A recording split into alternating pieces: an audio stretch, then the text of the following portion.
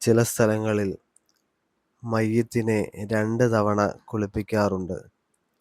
ഇങ്ങനെ 2 തവണ കുളിപ്പിക്കേണ്ട ആവശ്യമുണ്ടോ? മരണപ്പെട്ട ഉടനെ ഒരു പ്രാവശ്യം കുളിപ്പിക്കുന്നു.